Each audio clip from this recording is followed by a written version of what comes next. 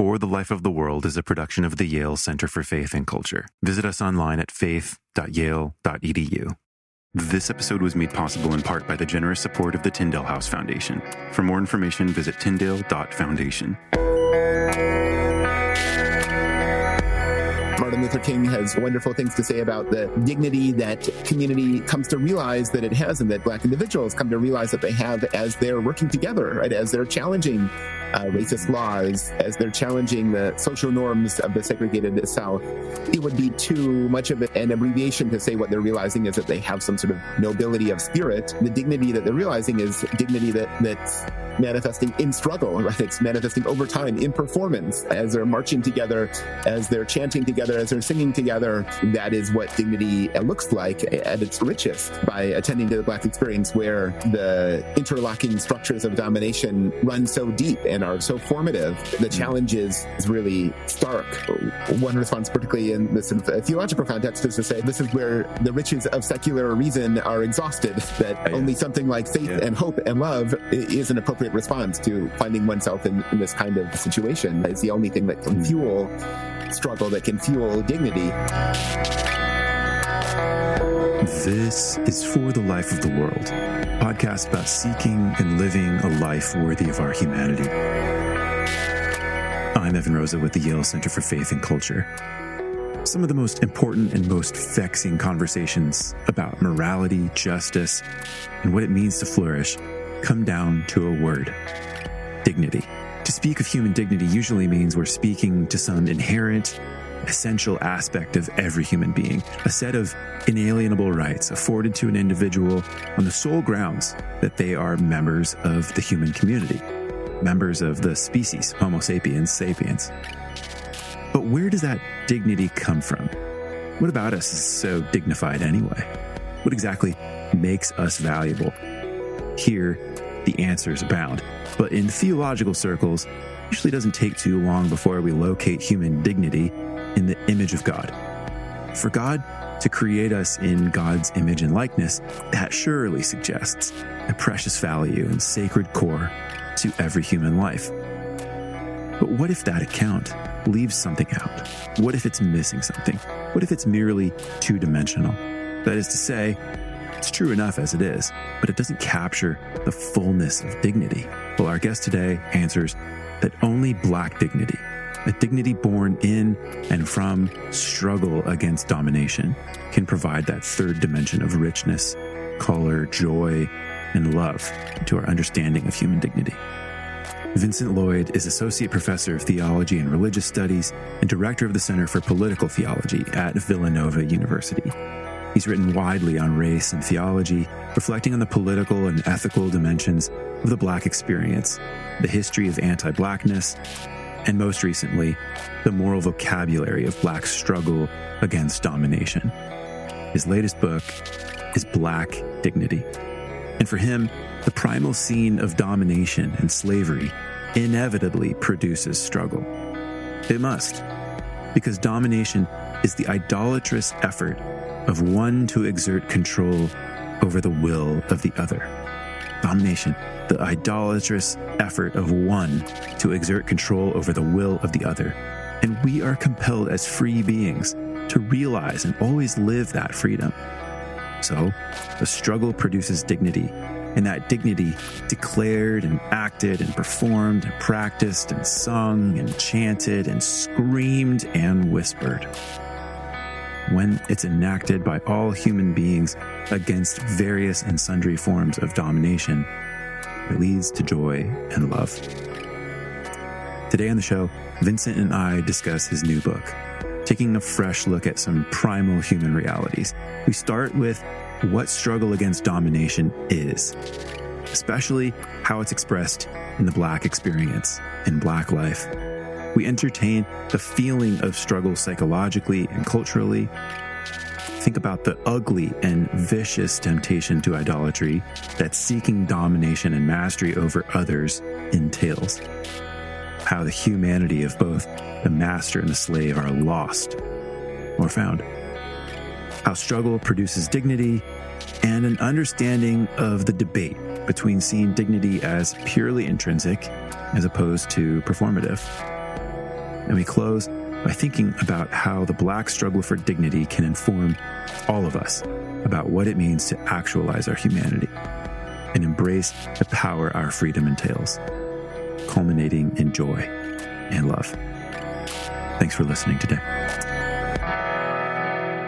Vincent Lloyd, thanks so much for joining us on For the Life of the World. Thanks for having me. The book, Black Dignity, I think it begins not just chronologically, but it begins conceptually, I think, with struggle. It's an interesting feature of life that people experience in various ways as individuals, but I think you are presenting it as a more central feature than it has been appreciated to be. I want to start with your understanding of struggle. How do you define it? How would you locate it? What are the starting points to work from? Yeah, so this concept of struggle, I think I've been drawn to in part by working at an Augustinian Catholic institution, right, where for St. Augustine in the Confessions, struggle with oneself, struggle with others, struggle with aspects of the world, struggles with the powers that be are central to intellectual life and spiritual life and political life for Augustine. And chronicling that struggle, deepening that struggle is part of participation in the divine, one might even say for Augustine. Starting with what's taken for granted, how we see ourselves, how we see those in the world, and then asking questions about that, noticing the ways that the powers that be, right, have shaped our understandings of ourselves, the way we perceive the world and ourselves, the ways we even reason and feel. And then trying to get clarity about what are those worldly powers that are shaping us? What are the forces of domination that are shaping us? What are the people and ideas that are setting themselves up as quasi-divine that are shaping us and that are thus distracting us from God and God's self? And how can we achieve some clarity about turning away from those idolatrous powers and forces? That is the sort of broad sense of struggle that I'm thinking about in the book. And sometimes we think about struggle in a sort of simplistic way as going to a protest and holding up a sign, right? Which is certainly one form of struggle and one important form of struggle and one form of struggle that can draw us into deeper forms of struggle. But I also want to see aesthetic performance and forms of family relationships and loving relationships and anger that we can feel as also forms of struggle that are deepening our questioning, that are illuminating idolatry, that are turning us away from the wisdom of the world and toward the divine. When a human being struggles, I wonder if you would do a little bit of phenomenology for us. What are the features of struggle that land on the human consciousness? Thanks. Yeah, that's a nice question. I've been thinking about struggle in part in terms of a kind of friction, right? Friction as opposed to ease, right? This is somewhat complicated because obviously there is a sense in which religious communities are places of comfort and ease as well, but there are also places at which we're challenged, right? And I think of struggle as moments when we're noticing the way in which the world gets us wrong, right? And we're grappling for language to describe how the world is misrepresenting us and looking around here and there for ways in which we can be seen fully, right? And the search is punctuated by moments of joy and moments of frustration. But because we're living in the fallen world, we are necessarily struggling and necessarily part of this call to this process of grappling, of friction with the fallen world that we inhabit. I'm thinking of struggling against not flesh and blood, but powers and principalities. And that's what I'm hearing in a lot of the foundational description of this project for you. Do you find a difference between struggling against flesh and blood and the feelings of that, and then paying attention to the ways in which that friction is caused by the other, caused by other people, and even if it's at a more systemic level, it's still a system of people, however we would describe that. How do you try to parse out the difference there between struggling against flesh and blood, struggling against power and principality? Yes, yeah. This is a great challenge that we all, and I think Christians in particular, are called to work through, right, and discern. This is one of the challenges that liberation theologies and Black theologies and feminist theologies, I think, have particularly called attention to, that there are part of the Christian tradition is righteous indignation, right, is naming enemies, right, and discerning where idolatry is, right. The enemy is not an enemy insofar as she is human, but insofar as she is an idolater, right? Insofar as she is representing herself as divine when she is not divine. Okay. And that process of discernment is one that necessarily moves in the direction of the systemic, right? Yeah. The way in which an individual is rejecting her own humanity by presenting herself in a position of mastery, right? Concealing her vulnerability, exercising her will over others, right? These are all things that call for righteous indignation and that are not happening alone, right? They're happening because an individual is echoing and participating in systems of domination, whether they be patriarchal or colonial or racist or capitalist or other systems of domination. And so being able to move from the frustration with an individual or anger at an individual and at a particular act to seeing the vice of the will to dominate in that individual, and then moving from finding that vice to a vicious system that individual is participating in, that sort of a trajectory from step to step to step seems really essential for getting our ethical and political engagement right. Yeah. Is it the struggle of just an individual person? It feels like a lonely battle, or do you conceptualize it also as a struggle of a community? You described it in those Augustinian terms, right? You can struggle with oneself, as oneself, with others, but how does that valence the current project that you're pursuing? Yeah, and Augustine is a great example of one who has such a strong personal authorial voice, but is living in community, centering a community in his account of what it means to be Christian and to struggle, and is able to move between that sort of individual and that communal sense of struggle in these contexts of racial domination that this book is focused on. I want to suggest that we tend to go wrong in our discernment when we're doing it alone, right? When we're doing it in community, right? When we're noticing domination and idolatry together with others, we're more likely to get things right. We will still always make mistakes, but doing this in community allows for checks to those mistakes and additional clarity. And the sort of formation that we individually receive in community, right? A community that shares an orientation to the good, the true, and the beautiful, and shares an aversion to idolatry is a kind of formation that is essential for struggle to be the right kind of struggle, not a self-defeating struggle, not a struggle that is merely worldly, but struggle that is, I call in the book, ontological struggle that is aimed at defeating domination rather than just aimed at benefiting oneself in some particular way. Yeah. With struggle kind of as that starting point, it does seem to suggest that that struggle is preceded by something, and it appears to me that it looks like it is the will to dominate. That it looks like it's domination. So I thought I'd just throw that out there and see, did I get that right? It does. Is struggle dependent on the existence of some prior will to dominate?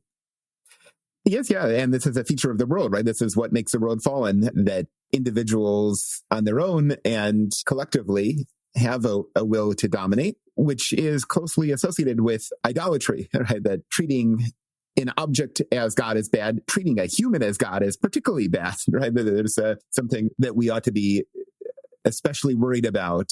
And it's more than just tyranny. It's more mundane than tyranny, right? That individuals are often understanding themselves as master, whether it is of a family, whether it is of a classroom, of a church, right, of a neighborhood. All of these forms of mastery that produce enjoyment are small versions of setting oneself up as a god. And so running afoul of one of those really important commandments, right? Or a couple of those really important commandments. And it seems important to move from that most basic intuition about mastery being a problem, mastery being a particularly vicious form of idolatry, to thinking about systems of domination, right? That systems of domination can be explained in quite abstract terms. There's this systemic racism that's circulating and you can't exactly see it, but it manifests in these various ways. It seems to me important to remember that behind that amorphous system is this primal scene of master and slave, right? That primal scene is manifesting in what's abbreviated as this diffuse system of racism, but that manifests in environmental racism and education racism in our education system, police violence, incarceration. All of these sites at which systemic racism manifests have lurking behind them this primal scene of master over slave, this primal will to dominate, which is animating them. We talked about the experience of struggle and the kind of how that lands on human consciousness. This clearly takes us into rather dark places, but I'm wondering about like plumbing the darkness of the phenomenology of the will to domination. Have you thought much about how that human psychology is expressed and what informs it? My temptation is to say that this is a bit above my pay grade. This quickly moves into questions of original sin, and not to keep going back to Augustine, but for Augustine, in the Garden of Eden, the problem is the will to dominate. We see that primal scene repeated over and over again in human history. I think there is a bit of a problem recently in the last few years in that the language of domination is used quite loosely, right? The domination, abuse, harm, violence, trauma, etc., are helpfully naming bad things that happen, that people do to each other, but also used so loosely that it's hard to focus in on this particular dynamic that people of faith ought to be concerned about in a special way of people setting themselves up as gods, right? That is domination and the mastery that's involved in that. It seems rather different from cruelty. It seems rather different from abuse, right? Which each have their own phenomenologies, so to speak. So, that's not exactly addressing your question, but thinking around it a little bit. No, I mean, it's fascinating. And of course, it's unfair to ask someone at some level, put yourself in the mind of the master, put yourself in the mind of the dominator. But I think it's the sort of like understanding the mentality there that leads a human being to desire mastery over the other as so important for a kind of moral education, so important for formation of individuals and communities to understand the priors that lead us down the same path over and over again, that end up creating the systems where the system emerges after these kind of cycles. But on the other hand, sometimes we can treat domination and mastery as if it's this special vice happening over there, right? That's at some distance from us. But I think one of the great insights of the Christian tradition is that within all of us, at different moments in our lives, at different times of day, right, is a will to dominate, right? And also a desire to turn toward the divine, right? And these are competing orientations within everyone, right? And as a product of the fallenness of the world, there's no one who we will encounter in our lives who is immune from the will to dominate, and no one who is immune from the draw of the good, the true, and the beautiful. So thinking through these questions of mastery are ones that it's helpful to imagine laboratory conditions. And I think the experience of Black Americans in the Middle Passage is particularly illuminating, but it's also a question of humanity as such, right? So that in a way, that's why Black theology and Black philosophy are so important for our reflection for the humanities, right? For our reflection on our humanity and for theology, because these are experiences by attending to the Black experience, we're able to see something that's universal, but see it in this sort of purified form, right? When master stands over slave, the one who's enslaved, stripped of their language, their culture, their family, the essence of slavery there is what we find in the experience of the Middle Passage. Yeah. I think you've already begun to clarify in the way that I'm going to ask, but it's such an evocative phrase, the laboratory conditions that are the Black experience of the Middle Passage.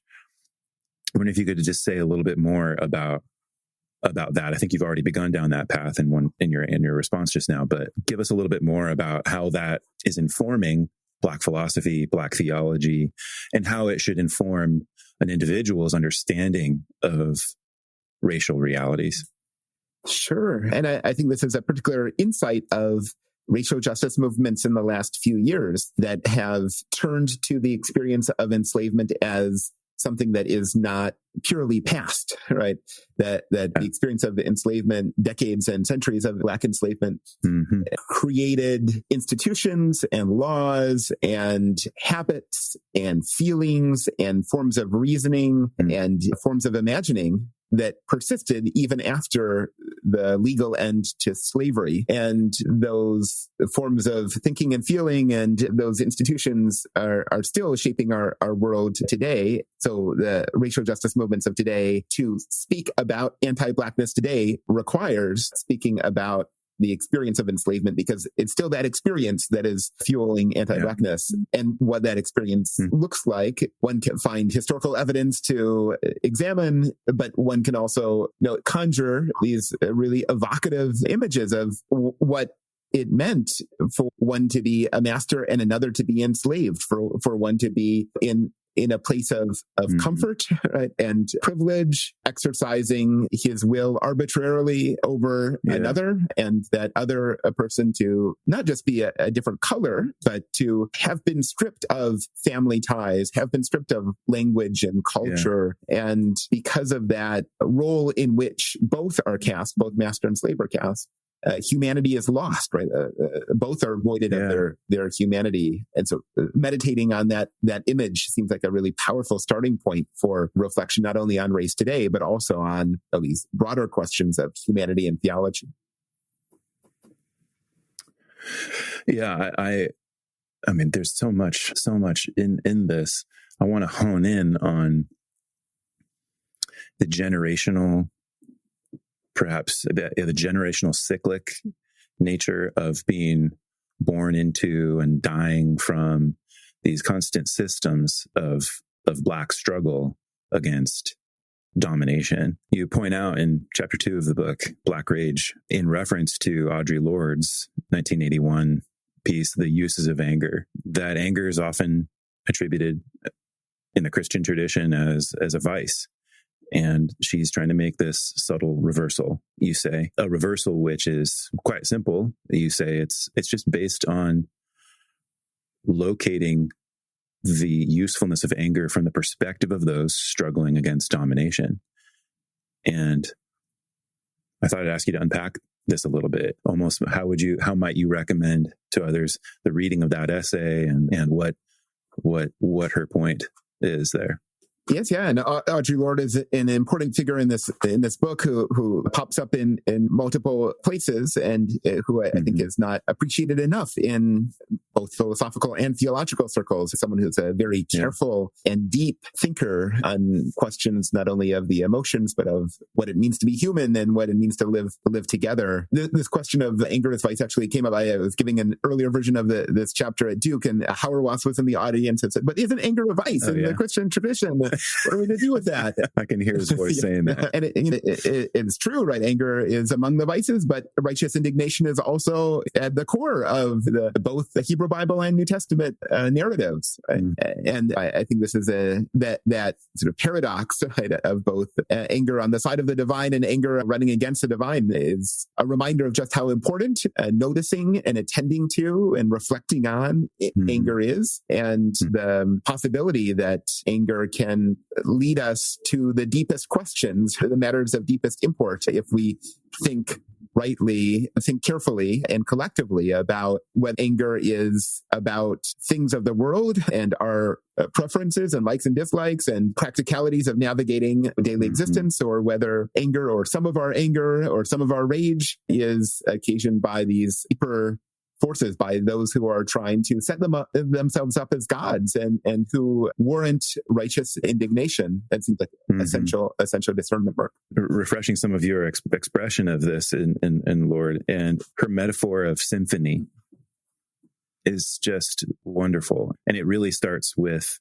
the task of attending to emotion and not necessarily disciplining or let alone dominating our emotions. She's suggesting that we become, in this case, that let's speak plainly, that the Black woman become the conductor of an orchestra, the conductor of a symphony of emotion, channeling that and using it to result in what you might say is ultimately ends up being beauty and a society in which our children can love, finally. How does that connect for you, and how does it work itself into your overall project? Yes. So thinking about rage as a second order sort of anger that exceeds the world, anger that can't be attached to a particular object or person or concept. Yeah. What are you going to do when you find other people who have this rage, right? You can't say, this is the thing that we all are upset about.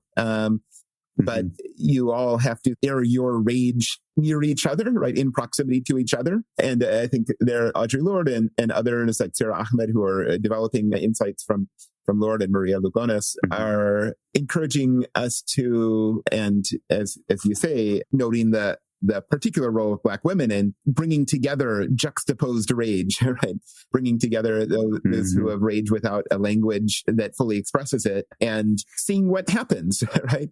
Seeing how our vision of the world can be clarified, how our perception of domination can be sharpened as that rage is aired next to each other, right? And I think this is a generally tricky thing, not only about anger, but about theology more generally, right? That saying positive things, saying constructive things about stuff that isn't of the world is really hard, right? Where it's the fundamental paradox of theology, right? To speak rightly about God when it's impossible to use a human language to speak rightly about God. And the anger is a sort of flip side of that, to speak rightly about systems of domination when those systems of domination have so infected the world that we don't have the concepts to get at them rightly. But we can only use forms of expression that are not prose, right?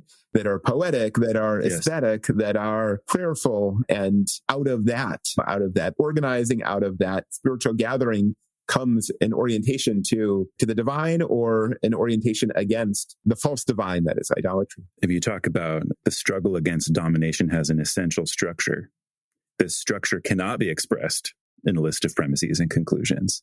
You have to draw on these other mechanisms. They can only be discerned through critical engagement with the movement, you say.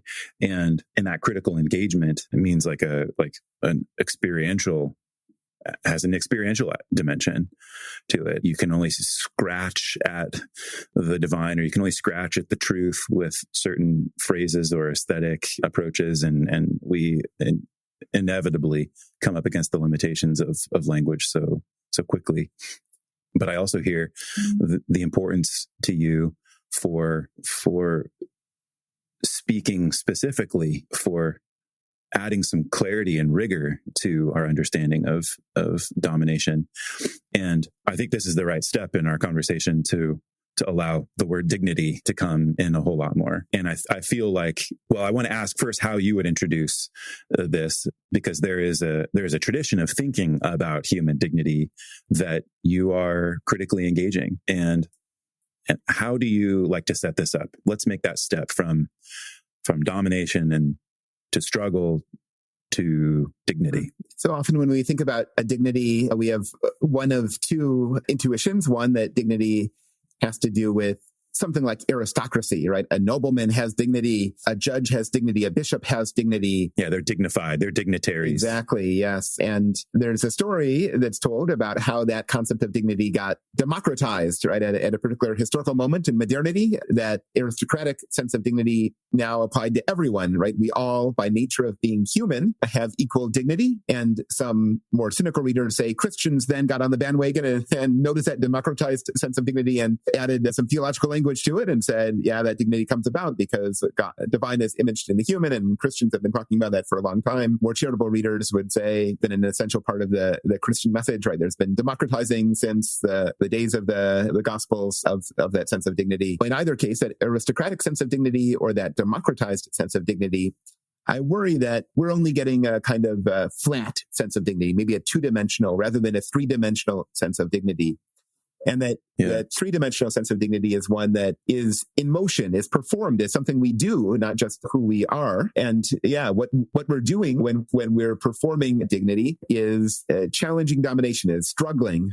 If we're just accepting high status or nobility or veneration, right? If we're just being dignified, if there's no friction, that's a false copy of dignity. That seems as if it's dignity on the surface, but it's actually not. It's what we might call respectability, drawing on the language of Black social movements of the last years, have made a really helpful distinction between respectability and dignity, and called for us to turn away from respectability, turn away from that quality of nobility, whether it's just attributed to a few or whether it's democratized, and instead turn to inaction, something that acknowledges and embraces with the world when that friction, challenging the wealthy and the powerful, challenging those who would set themselves up as masters, as little gods. That's where dignity is actualized. That's where dignity as participation in the divine is actualized. And that's where dignity is truly democratized, right? What we all have in common as human is our capacity to turn away from domination and turn toward the divine. That's where dignity is universal. You end up with a debate between dignity as an intrinsic quality of human beings as opposed to an extrinsic or perhaps performed quality. How do you respond to, there is that historical story that you presented around how we came to kind of think of dignity as something that is inherent or intrinsic. But in speaking of it as a kind of action or something that's performed, I think, how do you respond to the inevitable objectors that will say, well, what happens to human dignity when you make it non-intrinsic, when you remove it from something that's inherent to just any one human being who happens to exist and require of it a kind of performative dimension? So in one sense, I want to say that dignity still has this sense of intrinsicness that you're pointing to, in that we all dominate, we all are dominated, right? We all, in some dimensions of our life, are struggling against domination, and in other dimensions of our life are occupying the position of mastery. And so this to size dignity, or to attend to our dignity, is to interrogate these different aspects of our lives and to embrace those aspects that are struggling against domination, and to turn away from those aspects that are embracing mastery. In another sense, though, I'm trying to offer a three-dimensional account of dignity, which means that two-dimensional pictures may still be useful, right? They may still be pragmatically helpful in particular instances for political reasons and international law. Just taking one snapshot of dignity and using that to advance certain interests is quite reasonable in what we do all the time with all sorts of very complicated concepts. And so I hope that readers will still use dignity in contexts like international human rights regime, but understanding that that's not the last word on dignity. That's just one way of thinking about dignity for a particular purpose in a particular context. Yeah. So with that third dimension more available, what's the story you tell around how struggle produces dignity? Really, it's the story of the book. It's just in the book, but especially for Black folks. What are the features of that struggle such that it leads to dignity? And what does it bring us? Like, how does it contribute to the flourishing of Black people? How does it contribute to the flourishing of all people? Yes, I think those of us who've been around the social movements see this quite vividly when workers who were treated the worst come to realize that by working together, by struggling together, they have power that they didn't know they had. And now speaking out against their wages and working conditions are manifesting a kind of dignity that the world did not want them to realize that they had. That's one sort of picture of dignity in the civil rights movement. Martin Luther King has wonderful things to say about the dignity that community comes to realize that it has, and that Black individuals come to realize that they have as they're working together, right? As they're challenging racist laws, as they're challenging the social norms of the segregated South, that what they're realizing, it would be too much of an abbreviation to say what they're realizing is that they have some sort of nobility of spirit. What the dignity that they're realizing is dignity that's manifesting in struggle, right? It's manifesting over time in performance as they're marching together, as they're chanting together, as they're singing together. That is what dignity looks like at its richest. And so I think attending to those sorts of examples is where the intuition comes from, that focusing our attention on a three-dimensional kind of dignity is really essential. When we struggle against things like, as one activist put it, the plantation of this world is so within us, is that this mindset that Black people continue to struggle against, that is that the white gaze, the overseer mentality, that constant temptation to domination. And in the context of what you describe at times here as struggling against impossible odds, feeling like the community is distant, feeling lonely at times. I wonder if you could continue to describe what you identify as effective to draw an individual through struggle and into a kind of full acceptance and embrace and embodiment and full reception of that dignity. So on the one hand, this is something we all experience, regardless of race, regardless of gender, regardless of what nation we're in. And on the other hand, there's something that's particularly acute about the Black experience and the Black American experience in particular of anti-Black racism and the afterlives of slavery. And so the question you pose, I think, is helpful in reminding us just how challenging, right, this actualizing dignity is. It can seem from a position of privilege where the struggles seem small and manageable, right? This three-dimensional account of dignity might seem not so hard, right? But by attending to the Black experience, where the interlocking structures of domination run so deep and are so formative, the challenge is really stark. One response, particularly in this theological context, is to say this is where the riches of secular reason are exhausted, that only something like faith and hope and love is an appropriate response to finding oneself in this kind of situation. It's the only thing that can fuel struggle, that can fuel dignity. And it's because the divine is imaged in the human that struggle is possible, because one can attend to that way in which the divine is imaged in the human, and so be pulled forward in faith and hope in struggle, and so have dignity manifest. That's one sort of version of doing it, or following the logic there. Another is focusing on community, right? And the sort of community of those who struggle as resonating with each other, and so each authorizing each other, right, to struggle together, right, and to appreciate the dignity that's being manifest in that struggle, right. When one feels alone against all these interlocking forces of domination and filled with rage, right, to see others who are also filled with rage, and to be in community with them, and to grasp together for practices and languages and forms of imagining that identify sources of domination and that challenge those sources of domination can be another form of motivation, which itself could be expressed theologically, maybe more pneumatologically than Christologically in that case. You describe a bit of an awakening moment for Emmanuel Levinas in the wake of the Holocaust, when everything had fallen apart and all ordinary concepts that might help a human being explain and understand their life no longer seem to hold. The principles, the values, the concepts, perhaps even the logic, right? Like the very bedrock seems to be eviscerated by the experience of suffering and the trauma of horrors that were perpetrated during the Holocaust. And he turns to encounter. I wonder if you would narrate that a little bit for us. How does Emmanuel Levinas's use of encounter inform your work, and what does it do when things fall apart? Sure, yeah. And Levinas has been a figure who's inspired me for a long time, and I've been thinking with for many years. One of the things that is so striking about Levinas is the way in which the Jewish Holocaust so rattled him that he turned back to the foundational concepts of Western morality and voided them, right? Said let's turn to concepts like love and justice and ethics.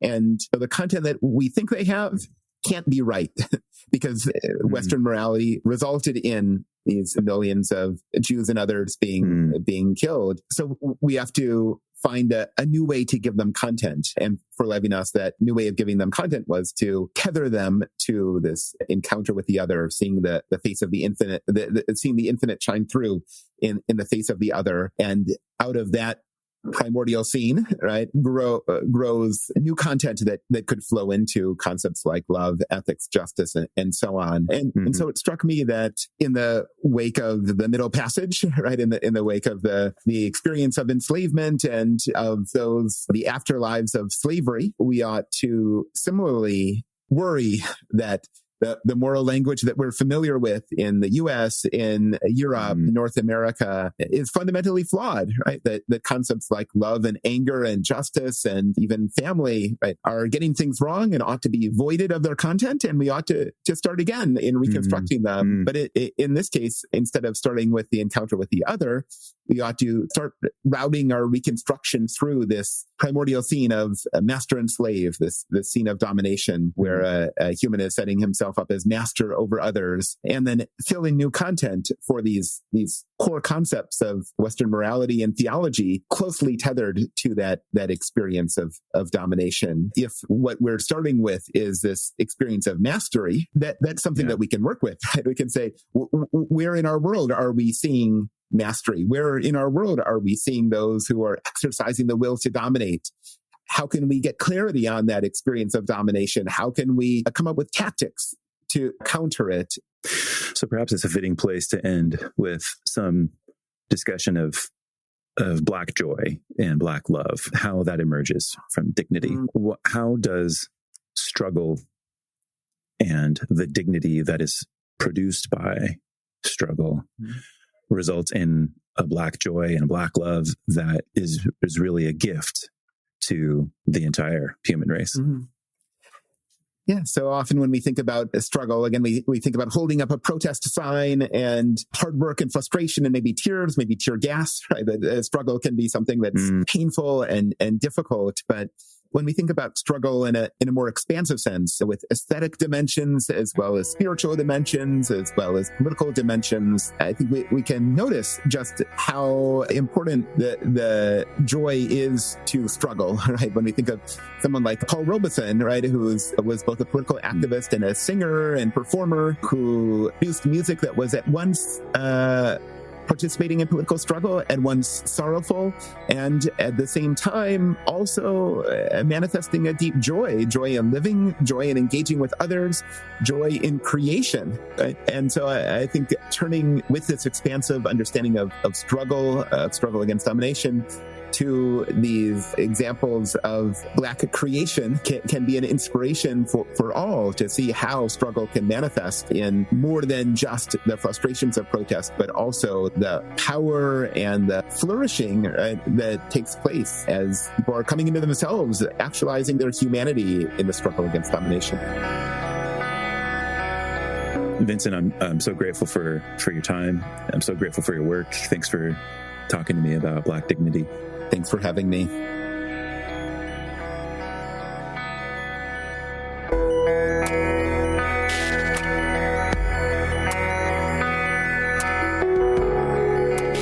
For the Life of the World is a production of the Yale Center for Faith and Culture at Yale Divinity School. This episode featured theologian Vincent Lloyd. I'm Evan Rosa, and I edit and produce the show. For more information, visit us online at faith.yale.edu, where you can find past episodes, articles, books, and other educational resources that help people envision and pursue lives worthy of our humanity. If you're new to the show, remember to hit subscribe in your favorite podcast app so you don't miss an episode. And to our loyal supporters and faithful listeners, we have a humble request, and that's to share an episode. Here's some ideas. First, you could hit the share button for this episode and send a text or email to a friend, or share it to your social feed. Second, you could give us an honest rating in Apple Podcasts. Let us know how we're doing. Finally, you could write a short review of the show in Apple Podcasts. Reviews are great because it'll help like-minded people get an idea for what we're all about, and you could share what's most meaningful to you about the show. Thanks for listening today, friends.